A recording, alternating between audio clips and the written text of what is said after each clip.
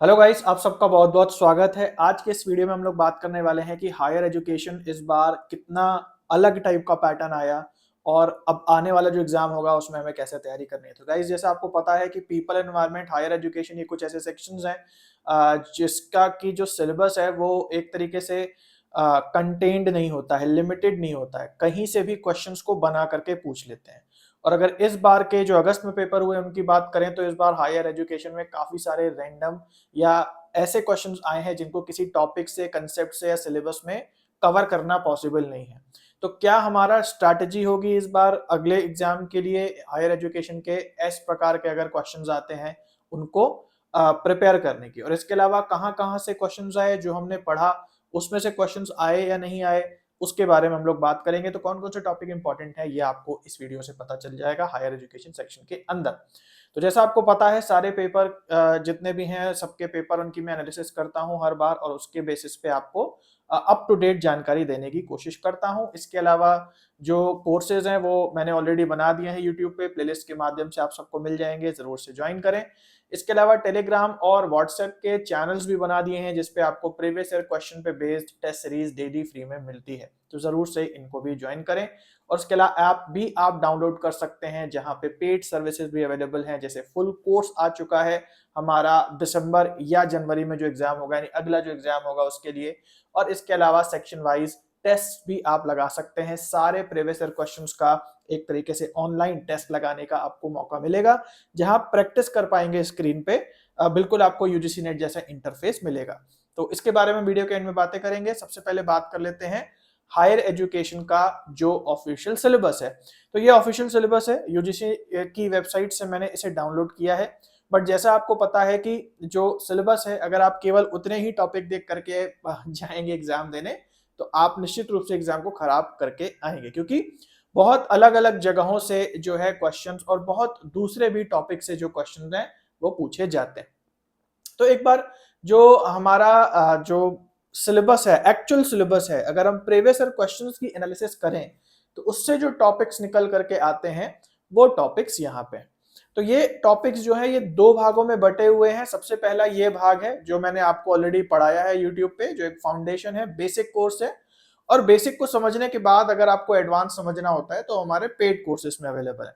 इन दोनों में ही कितने टॉपिक हैं ये भी आपको इस वीडियो से पता चल जाएगा, और कहाँ से ज्यादा आया है ये भी आपको यहाँ से पता चल जाएगा, और कौन कौन से टॉपिक्स पे आपको फोकस करना है अगली बार ये भी आपको पता चल जाएगा।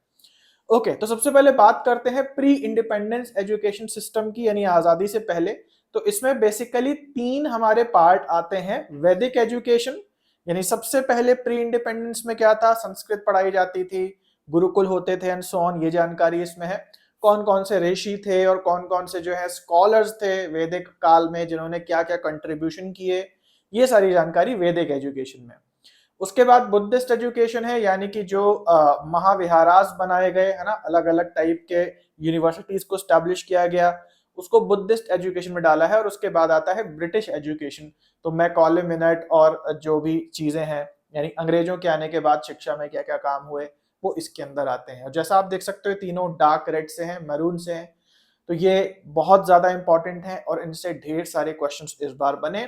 आपके आने वाला जो एग्जाम होगा उसमें भी निश्चित रूप से ढेर सारे क्वेश्चंस इससे जरूर बनेंगे। तो इन चैप्टर्स को आप अच्छा करना। और जैसे कि आप देख सकते हो कि जैसा मेरा मानना है कि फाउंडेशन कोर्स बेसिक्स पे सबका अधिकार है, उसे पेड नहीं रखना चाहिए, तो वो मैंने आपको फ्री में भी पढ़ा दिया है, तो आप मेरे यूट्यूब की प्लेलिस्ट में भी इन चैप्टर्स को जरूर से देख लेना।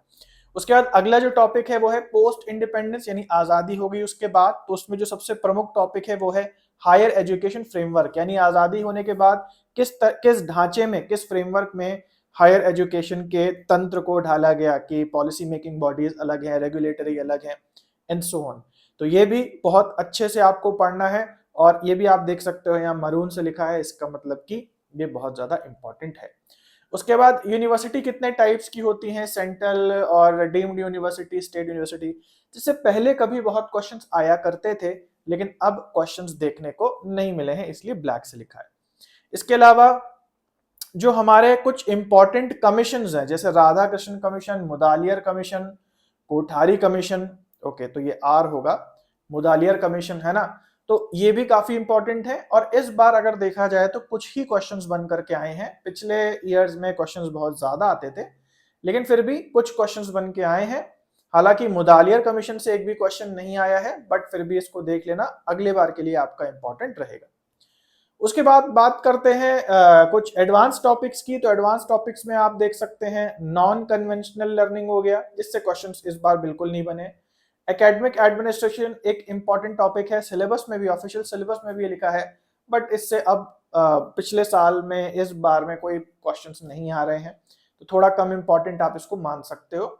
और उसके बाद यहाँ पे 5 ईयर प्लान्स एक नया टॉपिक ऐड हुआ है। हालांकि टॉपिक क्या ऐड हुआ है ये सिलेबस में भी नहीं दिया है और कहीं पढ़ाया भी नहीं जाता है, लेकिन इस पे बेस्ड बहुत सारे क्वेश्चंस आ रहे हैं।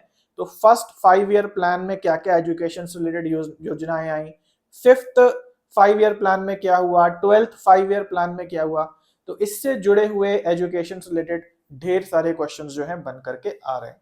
उसके अलावा नेशनल एजुकेशन पॉलिसी, ये पॉलिसी एजुकेशन के क्षेत्र में 2020 में लॉन्च हुई थी, 2024 हो गया, फुली अभी तक अप्लाइड नहीं हुई है, लेकिन फिर भी हायर एजुकेशन में इससे दे धड़ाधड़ क्वेश्चंस जो है आते जा रहे हैं। और इनफैक्ट इस टॉपिक से क्वेश्चंस आने की जो क्वांटिटी है वो और बढ़ती चली जा रही है।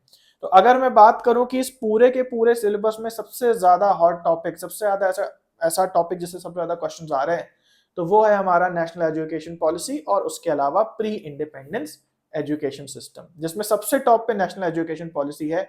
इससे बहुत ज्यादा क्वेश्चंस जो हैं वो बन करके आ रहे हैं। अब प्रॉब्लम ये आ जाती है कि जो नेशनल एजुकेशन पॉलिसी की ओरिजिनल पीडीएफ है वो आई थिंक 60 पेजेस की है और बहुत सारा उसमें कंटेंट है, और जो क्वेश्चंस बन के आ रहे हैं वो कोई भी लाइन पिक करके उसमें क्वेश्चन बना दिया जा रहा है।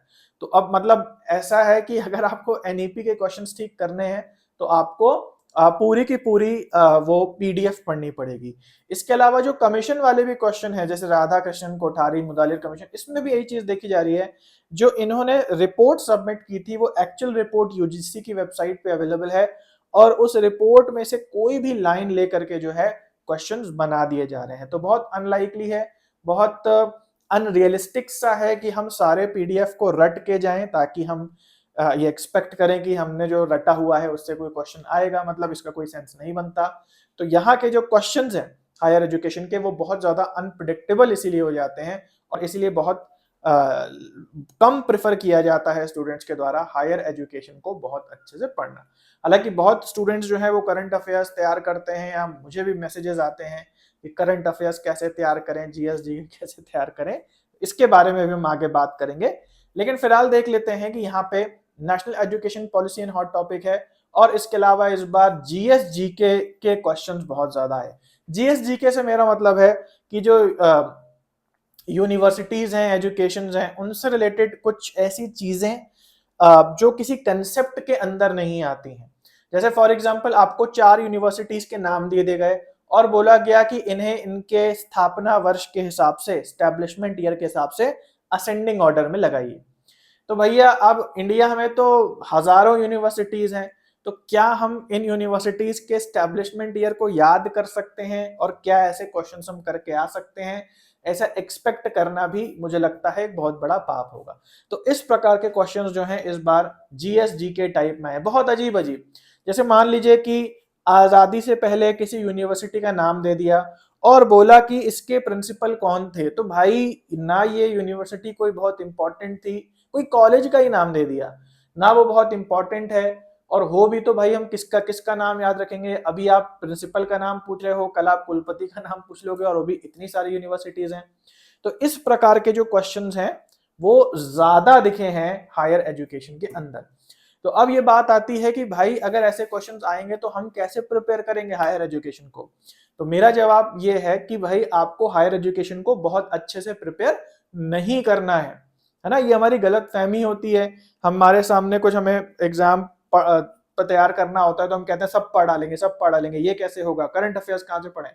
नहीं भाई, आपको पढ़ाई से ज्यादा यहाँ स्ट्रैटेजी बहुत ज्यादा इंपॉर्टेंट है। पेपर 1 जो है वो क्वालिफाइंग पेपर है, आप सबको पता है। इसको पास करने के बाद जीवन में आपको ये सब चीजें कभी काम नहीं आएंगी। तो यहाँ स्ट्रैटेजी बहुत जरूरी है, और वो स्ट्रैटेजी ये कहती है कि आपको उन्हीं टॉपिक्स पे ज्यादा फोकस करना है जो प्रिडिक्टेबल हैं और जिससे बहुत सारे क्वेश्चंस आते हैं। जैसे लॉजिकल रीजनिंग बिल्कुल प्रिडिक्टेबल है, 100% आप क्वेश्चंस करके आ सकते हो। डीआई, रीडिंग कॉम्प्रिहेंशन, मैथ्स, बहुत हद तक रिसर्च एप्टीट्यूड या टीचिंग एप्टीट्यूड भी। और अगर मैं बोलूं हायर एजुकेशन और पीपल एंड एनवायरनमेंट में, तो पीपल एंड एनवायरनमेंट भी जो है हाईली प्रिडिक्टेबल अब हो चुका है, क्योंकि उसमें air pollution, water pollution, nuclear pollution है ना, बहुत सारे जो मॉन्ट्रियल प्रोटोकॉल वगैरह, इससे फिर भी बहुत इजी और प्रिडिक्टेबल क्वेश्चंस बन के आ रहे हैं। बट अगर बात करें इस बार के हायर एजुकेशन की और इस बार के कम्युनिकेशन की, तो इनमें बहुत ज्यादा अनप्रिडिक्टेबिलिटी देखने को मिल रही है। तो सही स्ट्रैटेजी क्या है? सही स्ट्रैटेजी ये है, जैसे यहाँ पे लिखा है कि जो आपको एक टारगेट बनाना है कि 50 में से कितने क्वेश्चंस आपको सही करने हैं। तो बेसिकली मैं मानता हूं 30 से लेके 40 के बीच क्वेश्चंस अगर आप करते हैं तो ठीक है, बीच का 35 ही मान लो, ऑन एन एवरेज 35 मान लो। अगर इतने क्वेश्चंस भी आपके निकल जाते हैं तो वेल एंड गुड है। हायर एजुकेशन के कुछ क्वेश्चंस गलत कर सकते हो, उसके लिए करंट अफेयर्स तैयार करने की जरूरत नहीं है। तो मेरी तरफ से हायर एजुकेशन ये लेस प्रेफरेबल सेक्शन है, इसको बहुत ज्यादा मत देखो क्योंकि इससे बहुत बेकार के क्वेश्चंस आते हैं। अगर आपको देखने हैं किस किस प्रकार के क्वेश्चंस आए हैं, तो आप जो कोर्स है वो जरूर से ज्वाइन कर सकते हैं। उसमें हायर एजुकेशन के हर टॉपिक के सेक्शन में जो है प्रीवियस ईयर क्वेश्चंस आपको टॉपिक वाइज मिल जाते हैं, तो आपको खुद ही आइडिया लग जाएगा कि 2024 में या उससे भी पहले किस प्रकार के क्वेश्चंस बनते हैं। तो ये पूरा सिस्टमैटिक कोर्स है, वहीं लेक्चर है, वहीं उससे जुड़े प्रीवियस ईयर क्वेश्चंस हैं, पूरे सेक्शंस की लिस्ट दी हुई है, किस चीज को कैसे पढ़ना है पूरे इंस्ट्रक्शंस दिए हुए हैं। तो इसका जो डेमो है वो जरूर से देखें, 20 से ज्यादा जो लेक्चर्स है वो यहाँ पे फ्री हैं। और इसके अलावा अगर आप केवल प्रीवियस ईयर क्वेश्चंस भी लगाना चाहते हैं, कोर्स नहीं लेना चाहते हैं, तो केवल प्रीवियस ईयर क्वेश्चन भी सेक्शन वाइज आप लगा सकते हैं। टीचिंग के अलग, रिसर्च के अलग, मैथ्स के अलग, डीआई के अलग, रीडिंग कॉम्प्रिहेंशन के अलग, तो ये भी आप कर सकते हैं और इसमें भी 100 से ज्यादा क्वेश्चन फ्री हैं।